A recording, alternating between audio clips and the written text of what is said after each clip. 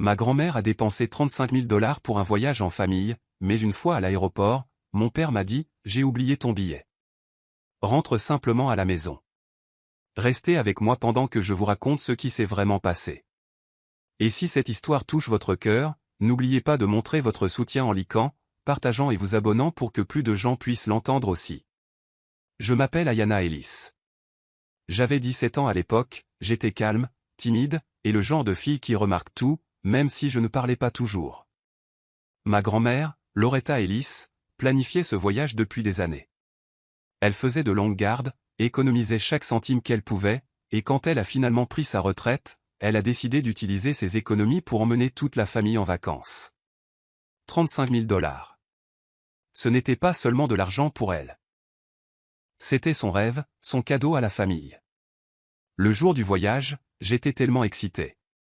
Ma valise était soigneusement faite, ma robe préférée pliée à l'intérieur pour le dîner chic que grand-mère nous avait promis, et j'avais même un petit carnet au cas où je voudrais noter des souvenirs. À l'aéroport, tout le monde débordait de joie. Mes cousins riaient, mes tantes prenaient des photos, et ma grand-mère n'arrêtait pas de s'essuyer les yeux, disant qu'elle n'arrivait pas à croire que ce jour était enfin arrivé. Mon père, Maurice Ellis, était celui qui tenait tous les billets.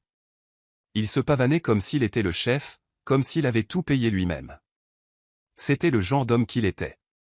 Toujours à vouloir le contrôle, ayant toujours besoin que les gens le regardent avec respect, même si ce n'était pas mérité. Quand nous avons fait la queue pour l'enregistrement, il a commencé à distribuer les billets un par un. Mes cousins ont eu les leurs, ma mère a eu le sien, ma grand-mère a eu le sien. J'attendais patiemment, serrant mon sac, souriant nerveusement. Mais quand la file a avancé et que j'ai demandé « Papa, où est le mien ?», il ne m'a même pas regardé. Il a juste soupiré, presque agacé, et a dit « J'ai oublié ton billet. Rentre simplement à la maison. On s'en occupera plus tard. » Les mots m'ont frappé comme un coup de poing dans l'estomac. Au début, j'ai cru qu'il plaisantait. Personne n'oublie un seul billet pour un voyage en famille entier, n'est-ce pas? Mais quand j'ai vu son visage froid, sérieux, presque satisfait, j'ai su qu'il était sérieux. La famille s'est figée. Mes cousins me regardaient, les yeux écarquillés, ne sachant que dire. Ma mère s'est sentie mal à l'aise, regardant le sol. Et ma grand-mère, ma douce grand-mère, a halté et a commencé à protester.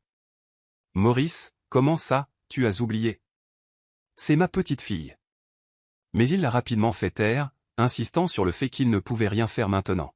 « La compagnie aérienne ne la laissera pas monter sans billet, dit-il. On arrangera ça à notre retour. » Je voulais crier, supplier, pleurer devant tout le monde. Mais je ne l'ai pas fait. Je suis juste resté là, la gorge serrée, les mains tremblantes, en les regardant tous avancer sans moi. Un par un, les membres de ma famille ont passé la sécurité, et je suis resté seul avec ma valise à mes côtés. Alors que l'avion décollait, je ne manquais pas seulement un voyage. J'avais l'impression de ne plus avoir ma place dans ma propre famille. Mon père ne m'avait pas oublié. Il avait choisi de me laisser derrière. Et cette trahison me blessa plus profondément que toute autre chose. Quand je suis rentré à la maison, l'excitation que j'avais ressentie ce matin-là avait complètement disparu. Ma valise semblait plus lourde que jamais alors que je la traînais sur les marches du porche. Je me suis assise, le sac toujours à mes pieds, et j'ai juste fixé la rue. Le silence autour de moi semblait plus assourdissant que l'aéroport bondé que j'avais quitté. Les voisins n'ont pas tardé à le remarquer. Les enfants d'en face, les mêmes qui avaient vu ma famille charger la voiture des heures plus tôt, se sont arrêtés. L'un d'eux a crié « Et Ayana, pourquoi es-tu encore là? Tu n'es pas partie en vacances avec tout le monde ?» Leur voix n'était pas méchante, mais chaque mot me piquait. Je ne pouvais pas répondre. J'ai juste forcé un faible sourire et leur ai fait signe de la main, espérant qu'ils se lassaient et partent. À l'intérieur, la honte me brûlait. Comment pouvais-je expliquer que mon propre père m'avait laissé derrière exprès? La maison semblait trop silencieuse. Je suis resté assise sur le porche pendant ce qui m'a semblé une éternité, serrant mes genoux contre ma poitrine, essayant de retenir les larmes. Finalement, mon téléphone a sonné. La voix de grand-mère Loretta est parvenue, vive et pleine de colère. « Ayana, ma chérie, dis-moi ce qui s'est passé. Pourquoi n'es-tu pas ici avec nous ?» Ces mots m'ont brisé. J'ai finalement laissé les larmes couler en expliquant, trébuchant sur l'histoire de mon père qui disait avoir oublié mon billet. Je pouvais l'entendre respirer fort à l'autre bout du fil, sa voix tremblant alors qu'elle disait « Je ne peux pas croire ça. 35 000 $, et je me suis assuré que chaque billet soit payé. » Il me l'avait promis. Peu de temps après, je l'ai entendu le confronter en arrière-plan. Sa voix était élevée, furieuse. « Maurice, comment as-tu pu lui faire ça ?» Mais ensuite est venue sa voix, calme et méprisante comme toujours. « Tu exagères, maman. » Ayana fait paraître les choses pires qu'elles ne le sont. Elle a égaré son billet. Je lui ai dit de mieux chercher, mais elle a paniqué. L'entendre tordre l'histoire de cette façon m'a retourné l'estomac. Ce n'était pas seulement la cruauté de me laisser derrière. C'était le fait qu'il voulait me faire passer pour la fautive. Il connaissait la vérité, mais il a menti sans hésiter, même à sa propre mère. Grand-mère n'y a pas cru. Je pouvais le dire à la façon dont sa voix tremblait quand elle est revenue au téléphone. « Ne t'inquiète pas, Ayana. Je sais ce qui s'est vraiment passé. Je te connais, et je connais mon fils. » Elle a essayé de me réconforter, mais la réalité, c'est que j'étais toujours seul sur ce porche et qu'elle était à des centaines de kilomètres. Elle ne pouvait pas arranger ça. Pas cette fois. Quand j'ai raccroché, le silence du quartier m'a semblé encore plus lourd. Je suis restée assise là jusqu'au coucher du soleil, le visage strié de larmes. Et à ce moment-là, j'ai réalisé quelque chose de douloureux. Papa ne m'avait pas du tout oublié. Il avait voulu que je sois exclu. Il l'avait choisi. Cette vérité était pire que l'embarras, pire que les questions des voisins. Quelque chose en moi a changé ce jour-là. La graine de la méfiance a été plantée profondément dans mon cœur. Et bien que je ne le sache pas encore, la colère qui grandissait en moi se transformerait un jour en quelque chose de bien plus fort.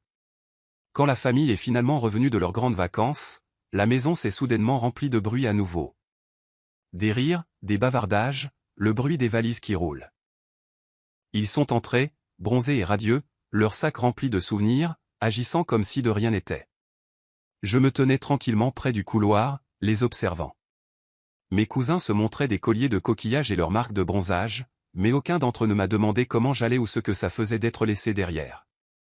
Mon père est entré en dernier, traînant sa valise avec un large sourire. Il m'a regardé droit dans les yeux et a souri d'un air narquois. « Ne commence pas avec cette tête triste, Ayana. Tu en as fait toute une histoire. » Ce n'était pas la fin du monde. Son ton était sec, méprisant, comme si j'étais une enfant capricieuse faisant une crise de colère au lieu de la fille qu'il avait abandonnée. Le mot m'a piqué, mais ce qui a fait encore plus mal, c'est la façon dont les autres l'ont suivi.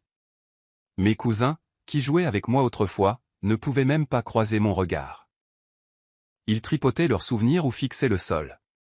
Je pouvais dire qu'ils se sentaient coupables, mais je savais aussi qu'ils avaient trop peur de s'opposer à lui. Ma mère m'a fait un faible sourire qui n'atteignait pas ses yeux, comme si elle voulait dire quelque chose, mais ravalait les mots avant qu'ils ne s'échappent. C'est grand-mère Loretta qui n'a pas pu rester silencieuse. Elle a posé sa main sur mon épaule et m'a prise à part, loin du bavardage de tout le monde. Sa voix était basse mais ferme. « Écoute-moi, ma chérie. Il ne s'en tirera pas comme ça. Pas maintenant, jamais. Peu importe le temps que ça prendra. Je m'en assurerai. » Ces mots m'ont apporté une étrange forme de réconfort.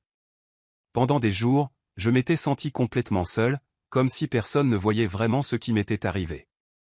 Mais debout là avec elle, je savais que quelqu'un le voyait. Quelqu'un me croyait. Papa a remarqué notre conversation à voix basse et a ri d'un air moqueur de l'autre côté de la pièce. « Oh, ça recommence. Vous deux en train de comploter contre moi, essayant de me faire passer pour le méchant. Vous aimez vraiment me dépeindre comme le vilain, n'est-ce pas ?» Sa voix était assez forte pour que toute la famille l'entende. Ses mains levées comme s'il était victime d'une attaque injuste. Personne n'a osé répondre. Mes cousins se sont figés, et ma mère est restée silencieuse, laissant ses mots flotter dans l'air. Mais à l'intérieur de moi, une tempête se préparait. Il ne s'agissait pas seulement d'un billet oublié. Ça n'avait jamais été le cas. En le regardant, souriant avec fierté, j'ai réalisé qu'il l'avait planifié. Il n'avait pas voulu de moi là-bas. Je me suis souvenu des fois où je m'étais opposé à lui. De petites choses, comme défendre maman quand il la rabaissait ou refuser de le laisser mépriser grand-mère devant tout le monde. Il détestait être défié, et je l'avais fait une fois de trop. Et maintenant, je savais la vérité. Me laisser derrière n'était pas un accident. C'était une punition. C'est arrivé tard un soir, quelques jours après le retour de la famille. J'étais dans ma chambre, faisant semblant d'étudier, quand le son aigu des voix a flotté dans le couloir. Au début, j'ai pensé que c'était la querelle habituelle entre mes parents, mais ensuite j'ai entendu mon nom. Ce seul mot m'a figé sur place. Je me suis approché furtivement, faisant attention à ne pas faire grincer le plancher, et je me suis collé au mur près de la porte de leur chambre. La voix de ma mère tremblait. « Maurice, comment as-tu pu lui faire ça? Ce n'est qu'une enfant. » Le ton de mon père était froid, stable, comme s'il n'avait aucun regret. « Daniel, arrête d'agir comme si c'était un crime. Elle est ingrate, toujours à me répondre, toujours à me défier. Elle devait apprendre à rester à sa place. Peut-être que maintenant elle y réfléchira à 2 fois avant de me contredire. » Mon estomac s'est noué, et ma poitrine me brûlait. C'était donc intentionnel. Chaque doute que j'avais essayé de repousser, chaque petit espoir que c'était peut-être une erreur honnête, s'était envolé. Puis est venue la partie qui m'a encore plus brisé. Ma mère a murmuré, presque trop doucement, « Mais tu me l'as dit avant le voyage, tu as dit que tu n'allais pas lui acheter son billet. » J'ai couvert ma bouche avec ma main, luttant contre l'envie de halter. Alors elle savait. Elle était restée là, m'avait regardé faire ma valise avec excitation, m'avait laissé rêver de ses vacances, tout en gardant ce secret. La réponse de papa fut ferme, presque fière. Exactement. Et je t'ai dit de ne pas t'en mêler. C'est moi le père ici. Elle se souviendra de cette leçon. Je ne pouvais plus écouter. Mon cœur avait l'impression de se briser au ralenti. Je suis retourné sur la pointe des pieds dans ma chambre, je me suis assise au bord de mon lit et j'ai fixé le mur. La trahison pesait sur moi comme une lourde couverture que je ne pouvais pas repousser. Papa l'avait planifié. Maman l'avait permis. Ils avaient tous les deux choisi le silence plutôt que moi. Des larmes coulaient sur mes joues, chaudes et inarrêtables. J'ai pensé à toutes les fois où maman avait promis qu'elle me protégerait, comment elle m'avait dit que je pouvais toujours compter sur elle. Pourtant, au moment le plus important, elle n'avait rien dit. Le lendemain, grand-mère a remarqué mes yeux gonflés et m'a prise à part dans la cuisine. Elle n'a pas demandé. Elle m'a juste regardé, le regard fixe, comme si elle savait déjà que j'avais découvert la vérité. « Ma petite », dit-elle doucement en me prenant dans ses bras. Parfois, les personnes qui sont censées nous aimer le plus finissent par nous faire le plus de mal. Mais ne pense jamais que c'était de ta faute. Tu m'entends? N'ose même pas y penser. Son étreinte m'a apaisé, mais la blessure était toujours là. Il ne s'agissait plus seulement de manquer un voyage. Il s'agissait de réaliser que mes 2 parents avaient choisi de me trahir, chacun à leur manière. L'un avec cruauté, l'autre avec silence. Et cette trahison était plus profonde que tout ce que j'avais jamais ressenti. La vie à la maison n'est pas revenue à la normale, pas vraiment. Mon père se pavanait dans la maison comme si de rien n'était, mais je sentais les fissures se former dans la famille. Grand-mère Loretta était plus silencieuse en sa présence, ses yeux plus vifs, comme si elle emmagasinait chaque détail pour plus tard. Un soir, alors qu'il était sorti se vanter auprès de ses amis, elle m'a appelé dans sa chambre. Elle a fermé la porte derrière moi et a ouvert son sac à main, en sortant une petite enveloppe remplie de billets. « Écoute Ayana », a-t-elle murmuré. J'ai recommencé à économiser. Mais cette fois, il ne le saura pas. Pas un centime de ceci ne passera entre ses mains. Sa voix était stable, calme, mais je pouvais entendre le feu en dessous. Je l'ai regardée, confuse. « Grand-mère, pourquoi le caches-tu » Elle m'a touché la joue, ses yeux remplis d'amour et de frustration. « Parce qu'on ne peut pas faire confiance à ton père. Le moment venu, tu verras comment on s'occupe des hommes comme lui. Ne t'inquiète pas, ma chérie. » Ces mots ont allumé quelque chose en moi.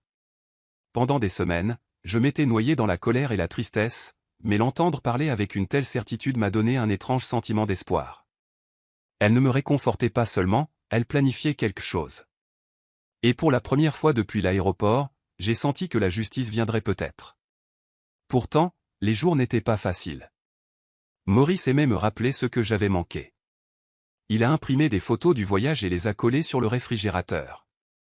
Des photos de la famille souriant sur la plage, mangeant dans des restaurants chics, faisant des montagnes russes. Il les pointait du doigt chaque fois que je passais. « Tu vois ce qui arrive quand tu te comportes en enfant gâté ? Tu perds. La prochaine fois, tu seras peut-être reconnaissante. Chaque mot était comme une gifle. Parfois, mes cousins ricanaient nerveusement quand ils le faisaient. Non pas parce qu'ils étaient d'accord, mais parce qu'ils avaient peur de faire autre chose. Ma mère restait silencieuse, les yeux baissés, le laissant tisser sa version de l'histoire comme si c'était la vérité. Je ne pouvais pas riposter, pas directement. Alors j'ai trouvé un autre moyen. J'ai sorti un vieux carnet et j'ai commencé à tout noter. Chaque mot cruel, chaque sourire narquois, chaque moment où il essayait de m'humilier. Je les capturais sur papier. Au début, c'était juste un moyen de libérer la colère qui montait en moi.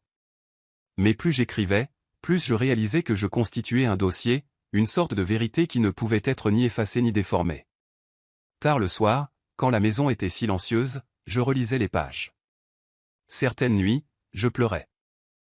D'autres nuits, je serrais les poings et je me jurais de ne plus jamais le laisser avoir ce genre de pouvoir sur moi. Grand-mère ne savait pas pour mon carnet, mais je pense qu'elle sentait que je changeais. Je n'étais plus seulement la fille timide et silencieuse. J'apprenais, j'observais, je me préparais. Ces économies secrètes et mes mots secrets sont devenus le début de quelque chose de plus grand. Quelque chose que Maurice ne verrait jamais venir. Thanksgiving a toujours été la fête préférée de grand-mère Loretta. Elle adorait remplir la table de tous les plats auxquels elle pouvait penser. Tarte à la patate douce, choux verts, une dinde si grosse qu'elle tenait à peine dans le plat. La maison sentait bon et familier, mais sous tout cela, une tension flottait dans l'air. Je l'ai senti dès que je suis entré. La famille s'est rassemblée autour de la longue table à manger, les cousins plaisantant, les tantes passant les plats, tout le monde essayant de garder une ambiance légère. Mais j'ai remarqué que les yeux de grand-mère restaient fixés sur mon père. Elle avait attendu ce moment. Maurice, bien sûr, n'a pas tardé à occuper le devant de la scène. Il s'est penché en arrière sur sa chaise, a bombé le torse et a commencé à parler de la difficulté de son travail pour maintenir la famille unie. Vous ne savez même pas ce qu'il faut pour subvenir à vos besoins comme je le fais, dit-il à voix haute, s'assurant que tout le monde l'entende. Ce voyage que nous avons fait. Aucun de vous n'en aurait profité si je n'avais pas géré les billets, l'horaire, les détails. De rien. J'ai senti la chaleur monter dans ma poitrine. Il ne se vantait pas seulement. Il réécrivait l'histoire, se faisant passer pour le héros. Mes cousins ont hoché la tête maladroitement, n'osant pas le contredire. Ma mère a esquissé un faible sourire, comme si elle essayait de disparaître en arrière-plan. Finalement, je n'ai plus pu me retenir. Mes mains se sont crispées sous la table, et avant que je ne m'en rende compte, les mots ont jailli. Tu n'as pas oublié mon billet. Tu m'as rejeté. Toute la pièce s'est tue. Les fourchettes ont cliqueté contre les assiettes, puis se sont arrêtées. Mes cousins se sont figés, leurs yeux allant de moi à lui. Le sourire narquois de mon père a vacillé une fraction de seconde, puis il a forcé un rire.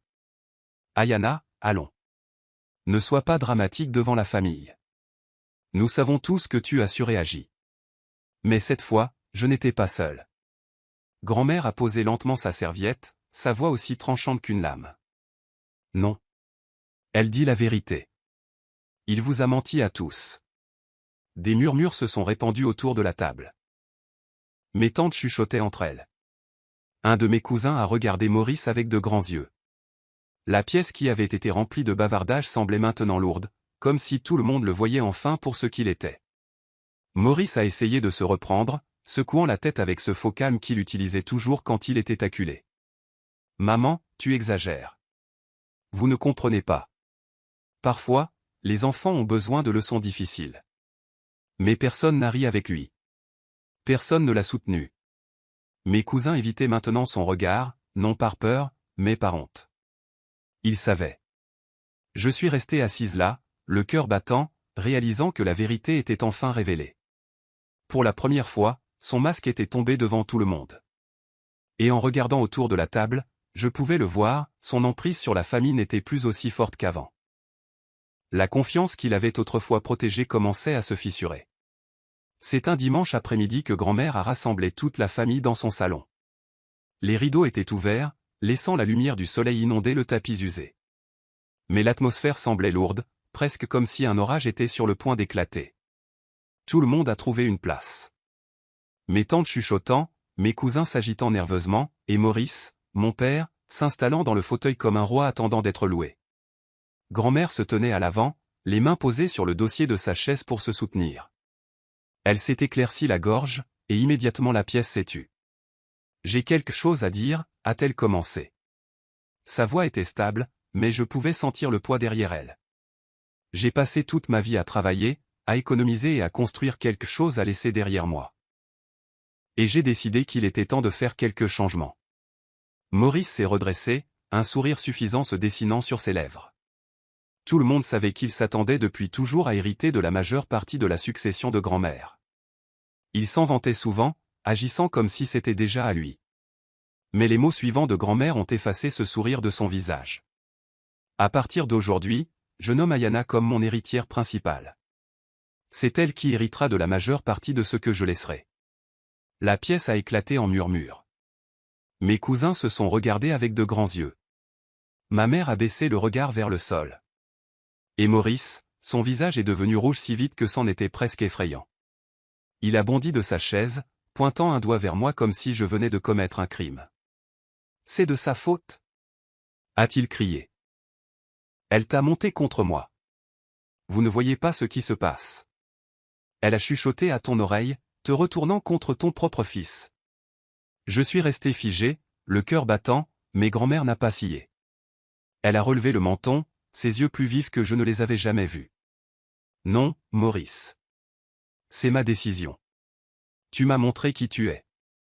Un homme qui abandonnerait sa propre fille, mentirait à sa famille, et essaierait de se faire passer pour la victime. Tu ne mérites pas ce pourquoi j'ai travaillé. » La pièce est retombée dans le silence, mais c'était différent cette fois. J'ai regardé autour de moi et j'ai vu quelque chose changer sur les visages de ma famille. Mes cousins, qui évitaient autrefois mon regard, me regardaient maintenant avec sympathie, et Maurice avec incrédulité. Mes tantes chuchotaient à voix basse, secouant la tête. Le mur de soutien sur lequel il avait toujours compté s'effritait. La voix de Maurice s'est brisée alors qu'il tentait de reprendre le contrôle. Vous ne pouvez pas sérieusement croire ça. Ce n'est qu'une fille. Elle ne le mérite pas. Ces mots sonnaient désespérés, pas puissants. Mais la vérité était déjà sortie. Pour la première fois, tout le monde pouvait le voir clairement. Le père qui prétendait être un soutien de famille n'était rien de plus qu'un homme égoïste démasqué par sa propre mère. Assise là, stupéfaite, j'ai réalisé quelque chose. C'était le tournant. Le masque de Maurice était enfin tombé, et la famille ne le regarderait plus jamais de la même manière. 2 ans ont passé, et je n'étais plus la jeune fille de 17 ans silencieuse qui avait été abandonnée à l'aéroport. Au moment où j'ai obtenu mon diplôme de fin d'études secondaires, j'étais devenue plus forte, plus confiante et plus déterminée à tracer mon propre avenir. Pourtant, je portais le souvenir de ce jour comme une cicatrice. C'est pourquoi, lorsque grand-mère Loretta m'a appelé dans la cuisine un après-midi avec un sourire malicieux, je n'avais aucune idée de ce qui allait suivre. Elle m'a tendu une carte avec des lettres dorées sur le devant. Félicitations, diplômé. À l'intérieur, une note écrite de sa main soignée. Fais tes valises, ma chérie. Nous allons à la Nouvelle-Orléans. J'ai cligné des yeux, stupéfaite. Attends, quoi? Grand-mère a gloussé et a expliqué. Elle avait économisé 15 000 $, tranquillement, secrètement, juste pour ça. Cette fois, Ayana, c'est ton voyage. Et lui, elle n'a même pas eu besoin de prononcer le nom de mon père n'est pas invité. La nouvelle s'est répandue rapidement, et avant que je ne m'en rende compte, mes tantes et mes cousins appelaient, demandant ce qu'ils pouvaient faire pour célébrer. Ils voulaient en faire partie. Pour la première fois, j'avais l'impression que tout le monde était de mon côté, me choisissant plutôt que lui. Le jour J, nous avons embarqué ensemble dans l'avion. Au moment où je me suis assise, mon billet à la main, j'ai senti une vague de guérison m'envahir. Personne n'a été laissé derrière cette fois, sauf la seule personne qui m'avait laissé auparavant. La Nouvelle-Orléans, c'était comme entrer dans un autre monde. Les rues bourdonnaient de musique jazz, l'air sentait le beignet et les épices, et les couleurs des décorations du Mardi Gras dansaient partout. Mes cousins et moi avons exploré le quartier français, prenant des photos et riant si fort que nous en avions mal au ventre. Mes tantes m'ont offert un dîner dans un magnifique restaurant où les serveurs m'ont surprise avec un gâteau en chantant « Joyeux diplôme ». Grand-mère était la plus heureuse de toutes, me regardant savourer chaque instant. Un soir, alors que nous étions assises ensemble sur un balcon surplombant les rues animées, elle m'a serré la main et a dit, « Tu vois, ma chérie? Voilà ce que la famille est censée être. De la joie, de l'amour et de l'unité. Personne ne devrait plus jamais te prendre ça. » De retour à la maison, la nouvelle du voyage est finalement parvenue à Maurice. J'ai entendu par des chuchotements de parents qu'il était furieux en réalisant non seulement qu'il avait été exclu, mais que toute la famille avait choisi de me célébrer sans lui. Il a essayé d'appeler, a essayé d'exiger des explications, mais personne ne s'est soucié de l'écouter. Pour une fois, sa colère ne contrôlait pas la pièce. Debout au milieu de Jackson Square avec mes cousins à mes côtés, j'ai ressenti quelque chose que je n'avais pas ressenti depuis des années, la justification. Je n'étais pas invisible. Je n'étais pas oublié. J'étais aimé, soutenu et enfin vu pour qui j'étais. Ce voyage n'était pas seulement une célébration de mon diplôme. C'était une déclaration. La fille qui avait été abandonnée à l'aéroport était devenue le centre du voyage, et l'homme qui m'avait rejeté était resté derrière, cette fois exprès. Maurice n'a jamais accepté tranquillement la décision de grand-mère. Pendant des mois après qu'elle a annoncé le changement de son testament, il a boudé, s'est plaint et a essayé de rallier les membres de la famille à sa cause. Quand cela n'a pas fonctionné, il a porté l'affaire devant les tribunaux. Il a déposé des documents affirmant que grand-mère n'avait pas toute sa tête, qu'elle avait été manipulée et que je l'avais montée contre lui. Le jour de l'audience est arrivé, et le palais de justice semblait plus froid que prévu. Mon cœur battait la chamade, mais je n'étais pas la même fille qui s'était un jour assise sur le porche en pleurant avec sa valise à ses pieds. Je portais une robe simple et je gardais la tête haute. Grand-mère était assise à côté de moi, ses mains stables sur les miennes, sa présence me rappelant que je n'étais pas seul. Maurice est entré dans la salle d'un air suffisant, vêtu d'un costume élégant qu'il pouvait à peine se permettre. Il se déplaçait comme un homme certain de gagner, convaincu que son charme influencerait le juge de la même manière qu'il avait manipulé tant de personnes par le passé. Mais ce n'était pas la table du dîner de notre famille. C'était une salle d'audience, et ici, ses paroles devaient correspondre aux faits. Au début de la procédure, Maurice s'est présenté comme le fils loyal. « Je me suis occupé de ma mère toute ma vie », a-t-il affirmé. « Il est juste que j'hérite de ce pourquoi elle a travaillé. Ma fille l'a monté contre moi. » Sa voix était confiante, mais ses yeux lançaient des regards nerveux lorsque les témoins étaient appelés. Un par un, parents et voisins ont dit la vérité. Ils ont parlé au juge de la planification minutieuse de grand-mère, de ses conversations avec eux au fil des ans. Ils ont expliqué comment elle avait économisé en secret, sa colère face à la façon dont Maurice me traitait, et la délibération de sa décision de faire de moi son héritière. Puis ce fut mon tour. Mes mains tremblaient légèrement en prenant place à la barre, mais au moment où j'ai regardé Maurice, la mâchoire serrée, le regard vif, j'ai senti quelque chose changer en moi. Je n'étais plus impuissante. J'ai parlé clairement, décrivant comment mon père m'avait laissé à l'aéroport, comment il s'était moqué de moi par la suite, comment grand-mère avait tout vu. J'ai expliqué que ses actions n'étaient pas seulement des erreurs, mais des schémas de cruauté, et que son arrogance avait éloigné la famille. Ma voix n'a pas tremblé. Pas une seule fois. Quand j'ai terminé, le juge s'est penché en arrière, étudiant Maurice d'un regard fixe. Finalement, le verdict a été rendu. Le testament est valide. La décision de votre mère sera maintenue. Monsieur Ellis, a dit fermement le juge, votre mère est saine d'esprit, et ce tribunal ne trouve aucune preuve de coercition. Les documents sont clairs. Les témoignages sont cohérents. Affaire classée. Le visage de Maurice a perdu toute couleur. Il avait tout misé sur ce combat, et il avait perdu. Pas seulement l'héritage, mais sa dignité. Les membres de la famille qui toléraient autrefois son arrogance l'évitaient maintenant complètement. En sortant du palais de justice, grand-mère m'a serré fièrement la main. J'ai alors réalisé que la fille abandonnée à l'aéroport était partie. À sa place se tenait quelqu'un de plus fort. Quelqu'un qui avait affronté son père au tribunal et avait gagné. Je rejouais sans cesse ce jour à l'aéroport dans ma tête. Le son de la voix de mon père me disant de rentrer chez moi. La façon dont tout le monde avançait pendant que je restais seul. À l'époque, je pensais que ce moment me définissait. Que le fait d'être rejeté par mon propre père signifiait que je ne comptais pas. Mais maintenant, de l'autre côté de tout ça, je vois les choses différemment. Ce moment n'a pas été ma fin. C'était le début de la fille que j'étais censé devenir. Grand-mère et moi sommes devenus plus proches d'une manière qui, je pense, n'aurait pas été possible autrement. Elle est devenue plus que ma grand-mère. Elle est devenue ma partenaire, ma protectrice et ma plus grande supportrice. Nous avons ri ensemble, pleuré ensemble, et nous nous sommes soutenus mutuellement à travers les ombres que Maurice essayait de jeter sur nous. Chaque voyage que nous avons fait par la suite, chaque conversation tardive à la table de la cuisine, chaque sourire qu'elle m'a offert quand je doutais de moi. Tout cela a tissé un lien familial qu'aucune trahison ne pourrait jamais déchirer. Maurice, de son côté, s'est ratatiné dans la petite vie qu'il s'était construite. La même fierté qui l'avait poussé à m'écarter à l'aéroport est devenue le poids qui l'a tiré vers le bas. Il s'est isolé, s'emportant contre quiconque osait évoquer le passé.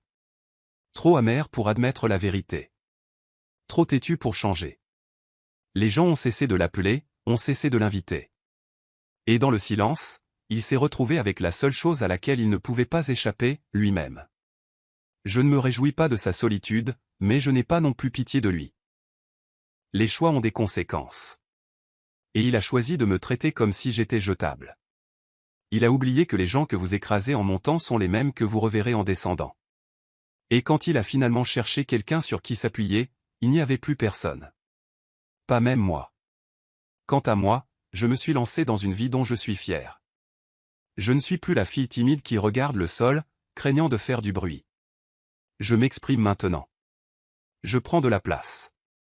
Je me déplace en sachant que j'ai été mise à l'épreuve de la manière la plus cruelle, et que j'ai quand même trouvé la force de me relever. La douleur de cette trahison ne m'a pas brisé. Elle m'a remodelé. Elle a transformé mes blessures en sagesse, et mon silence en une voix qui ne peut être ignorée. S'il y a une chose que j'ai apprise, c'est celle-ci, la trahison blesse d'une manière inexplicable. Mais la vengeance n'est pas toujours une question de représailles. Parfois, il s'agit de refuser de laisser la personne qui vous a blessé contrôler votre histoire. Parfois, il s'agit de vivre mieux, plus pleinement et plus librement qu'il ne l'aurait jamais imaginé. Alors oui, mon père m'a laissé à l'aéroport. Mais je suis parti de cet endroit en emportant quelque chose qu'il n'attendait pas, ma force. Et à la fin, c'était la plus douce des vengeances. Pensez-vous qu'Ayana a eu raison de continuer sa vie sans son père, ou aurait-elle dû essayer de reconstruire ce lien? Partagez vos réflexions dans les commentaires ci-dessous. J'aimerais beaucoup connaître votre point de vue. Et si des histoires comme celle-ci vous parlent, assurez-vous de vous abonner et d'activer la cloche de notification, pour être toujours informé lorsqu'une nouvelle histoire est publiée.